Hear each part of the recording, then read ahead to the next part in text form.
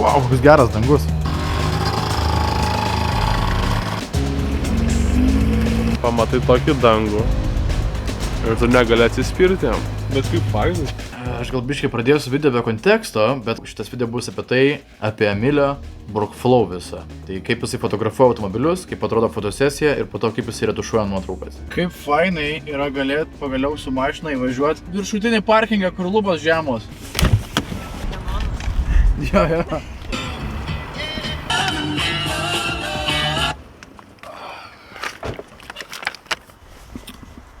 Gerą dieną. Kadangi čia Emilio fotosesija, aš per daug kažko nedarysiu, tik pasidarysiu kelius statinius kadrus su trikoju ir kamera. Nežinau, kodėl pas tavęs pirma mėlynas šitas yra bodis. Gražis spalvų. Ką mes šiandien darom? Tai fotkinam džiazą, nuostabų džiazą. Geriau pasižiūrėk, kas šiandien. Galima ištraukti. Čia nuostabu. Šiaip aš pirmą kartą matau motokompą gyvai. Aš matęs tik tai per video jį esu. Žinai, kada galbūt pamatysi? Kada? Aš žinai, dabar reklama tipo bus. Kokia? Gegužės 1, Jet Meet, Tas video gal jau Kaune. nežinau kada bus keltas. Bet kaip fainai. Ne, šiaip aš labai neplanuoju. Man labiausiai užtrunka planavimas tipo lokacijos. Apart to, viskas labai vyksta iš eigos. Žiūriu pagal lokaciją, pagal saulę ir pagal automobilį labiausiai. Sony A7 C2, Sigmos trim penktukas, 1.4F. Filtrų nežinau ar sakyt, nu žodžiu, naudojam Hoya CPL. O tai negalima tokio sakyt?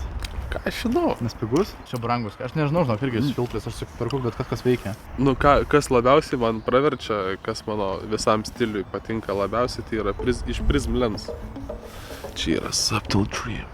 Nežinau terminų. Šiaip teorijos, tai aš negaliu pasakoti teorijos, nes aš jos labai nežinau.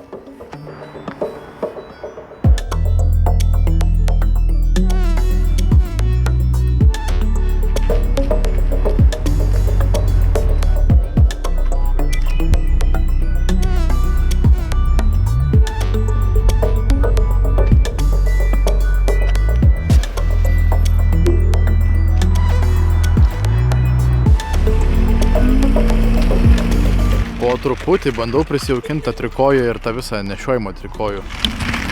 Bet šitas tas biški grozas, aišku, aš nežinau kokie jie būna, bet man visai patinka trikojo filmavimas.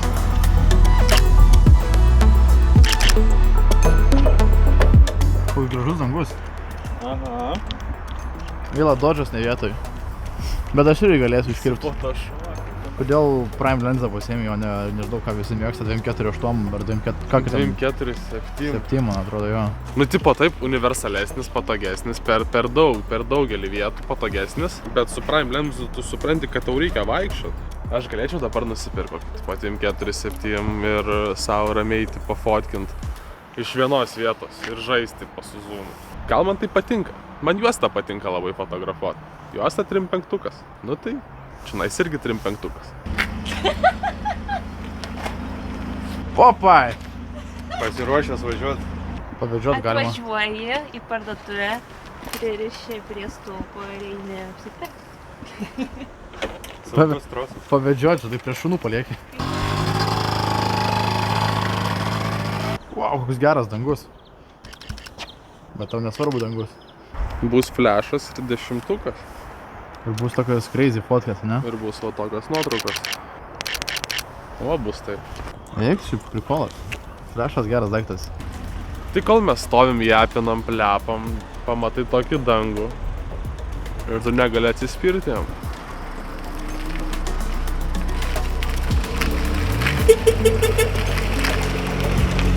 Gerai, koks tavo yra, nu, sakykime, metodas retušavimo fotkių? Kaip tu, ar tu bandai jas paversti visiškai kažką nerealaus, ar nori kaip tik panhensinti tiesiog tai, ką jau padarėjai, kažkas natūralaus? Pas mane nuotraukos nebūna natūralios, nebent tai būna kliento noras. Jeigu aš darau meninę fotosesiją, tada jau žiūrim. Pagrinde viskas gaunasi iš meninės pusės. Kaip aš stengiuosi padaryti nuotraukas, tai biškį nukelt jas į senąją dabartį, galima net gal taip pasakyti. Biški toks juostas vaibelis. Aš jeigu horizontalią nuotrauką turiu, dažniausiai kropinu ant 16:9 arba dažniausiai palieku, čia labai nuo preferenso reikalas yra, arba 4:3 arba 16:9. 4:3 gražiai Instagram'e atrodo irgi. kiek tipo tekę su daugiau fotografų kalbėti, tai dažniausiai naudoja kažką kito, kaip clone toolą, pavyzdžiui, tam pačiam Photoshop ir panašiai. Bet šitoj vietoj, kadangi tokia tekstūra, tai AI-us labai gerai labai susitvarko. Su trinkeliam, dėja ne, bet AI-um pasitikėti nelabai galima. Nėra čia ką slėpt, aš tai dažniausiai montuoju, redaguoju su presetais, dažniausiai. Ir dažniausiai šitie presetai yra visiškai ne mano, čia yra mano labiau beisas, vien dėl pačių spalvų. Tai šiuo atveju pasimsim kažką tokio, ieškosim balčiausios vietos, būtų galima rinktis mašiną, bet šitos spalvos jos ir šiltos, ir fainos, todėl čia yra viskas, ką pagrindę aš naudoju. Ar esi bandęs, išdėsim renounce filmus, bet ar esi bandęs kada retušuot fotkės per DaVinci ir per Dehancerį? Galbūt still, tipo, tekiant, tipo, vat, iš video pasidaryt. Jo. Ir tekia naudoti Dehancerį. Šiaip apie Dehancerį dar pašnekėsim, nes šitą nuotrauką irgi bus panašu redaguojama su Dehanceriu. Greiną, va, činais, aš dažniausiai greiną mėgstu, činais, kadangi yra stokas padarytas preseto 50, aš dažniausiai tarp 20-40 laikau, tai aš dažniausiai kokį 3. Kaip Instagramas, tarkim, suvirškina greiną ant fotkių palyginus su video. Nes su video tai aš jau esu bandęs dėti greiną ir labai blogai būna. Nu, niekada nebūna gerai. Nu taip. O kaip fotkėse, pavyzdžiui? Aš kažkaip niekada nelabai skundžiausi, viskas tenais puikiai gaunasi. Reikia jo galbūt kažkiek skoningai įdėti. Truputį, aš dažniausiai dedu iki 50, kada jo būtent reikia. Čia šiaip visa nuotrauka labai gražiai atrodo ir be greino, tiesiog mano stilistika yra šiek tiek biški nukelt. Šiam atveju paliksim 20. Prieikime prie mūsų subjekto, šio nuostabaus Hondos Jazzo. Kaip čia viskas vyksta? Iš esmės, aš dažniausiai darau 2-3 maskus. Šiuo atveju pažiūrėsim, ar mums reikės dar vieno mesko, tik čionais kalbiškai pakoreguosiu, kadangi čia irgi turime spalvytės ir jos nepaima. Tai pasiselektinam gražiai. Na ir čia jau vyksta sliderių žaidimas. Jeigu jūs galvojat, kad aš darau viską pagal mokslinius teorinius terminus, tai jūs visiškai klystate. Čia viskas tiesiog vyksta iš akies. Iš karto highlightus numetus dangus atsiranda. Ta prasme, žiūrint prieš tai, kaip tai iš karto daugiau viso vaizdo turim. Ir dar aišku, kartais galima biški clarity užmest. Realiai shadowai pas mane automatiškai dažniausiai kyla, bet aš to pačiu ir keliu kontrastą. Highlightus minimaliai čionais paleisiu, balta labiau spalva tegul išsiryškina ir čiut juodumo, kad mašina nebūtų labiau faded. Realiai vaizdas jau kaip ir būtų geras, aš nežinau, gal aš noriu pasišalinti dar šitą blyną, o kas dabar ką tik įvyko?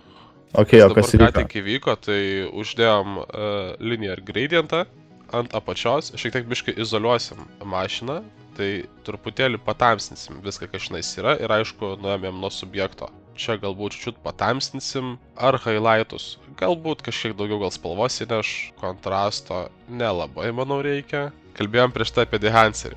Jo, aš žinau, kad yra ant laitrumo, egzistuoja šitas dalykas ir šiaip geras, ant kiek universalus įrankis yra, nes jisai visom įmanomam programom realiai sukurtas yra.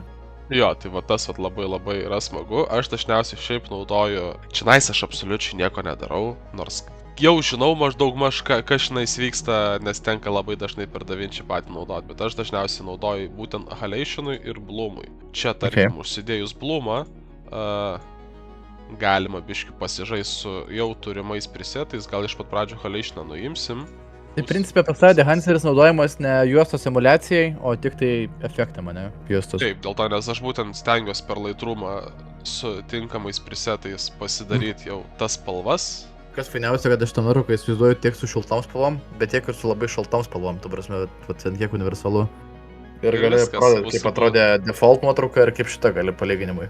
Nu va, šnais yra pradinis taškas ir mes šnais turim jau galutinį tašką. Nice. Labai gražu. Gerai, dėkui, kad parodėjai. Visiškai nėra už ką, džiugiai.